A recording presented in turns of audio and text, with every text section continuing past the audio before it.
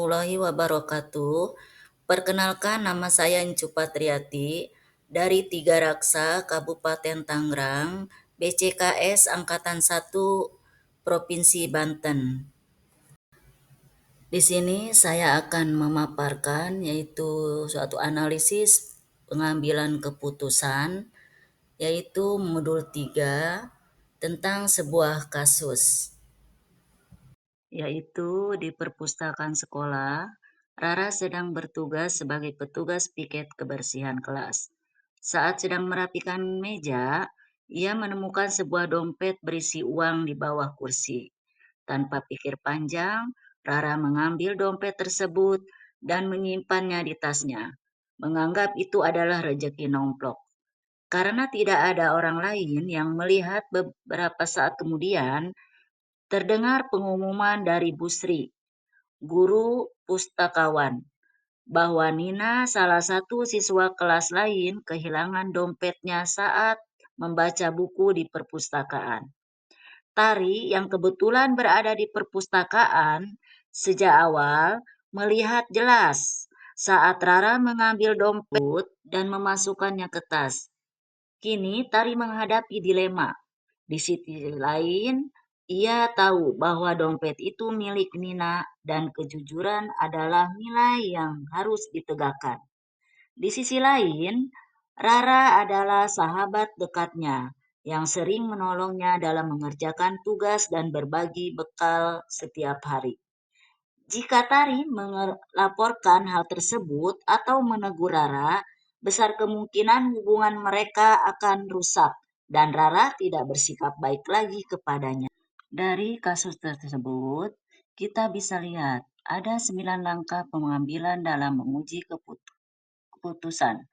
Yang pertama yaitu mengakui bahwa ada masalah etika. Tari menyadari bahwa Rara telah mengambil dompet orang lain tanpa berusaha mengembalikannya, bahkan menyimpannya dengan anggapan itu rezeki. Tindakan ini jelas merupakan pelanggaran terhadap nilai kejujuran dan kepemilikan. Tari sekarang menghadapi masalah moral, karena sekarang dia harus memilih antara membela kebenaran atau menjaga hubungan dengan sahabatnya. Dalam kasus ini, ada beberapa yang terlibat. Yang pertama yaitu Tari, yang kedua yaitu Rara, yang ketiga Nina, dan yang keempat yaitu Bu Sri. Rara menemukan dompet dari perpustakaan, dan yaitu Tari yang melihatnya. Kemudian Rara menyimpan dan tidak mengembalikan, dan Bu Sri mengumumkan bahwa ada kehilangan dompet.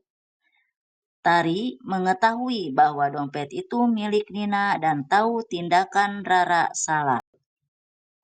Terlihat di sini terjadinya dilema antara kejujuran, keadilan, dan tanggung jawab. Kejujuran yaitu apakah saya akan membiarkan pencurian kecil ini karena pelakunya teman saya.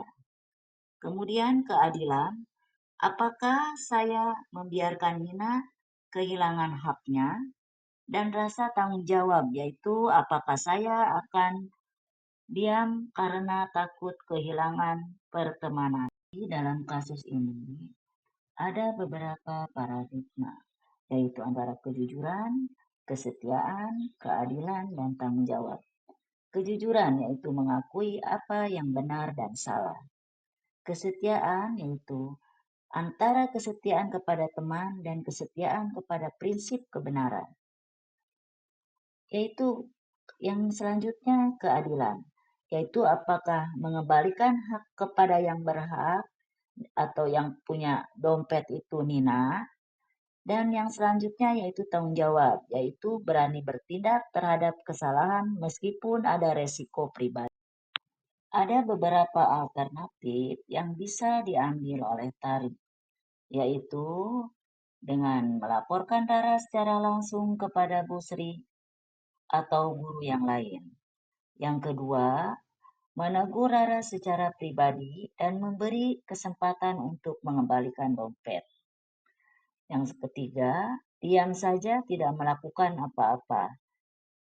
Dan yang keempat yaitu bertanya kepada Rara apakah ia berniat mengembalikannya sebagai bentuk pendekatan awal. Langkah selanjutnya yaitu ada beberapa opsi. Yang pertama, melaporkan langsung. Yang kedua, menegur secara pribadi. Dan yang ketiga yaitu diam saja. Di situ ada sisi positif dan negatifnya.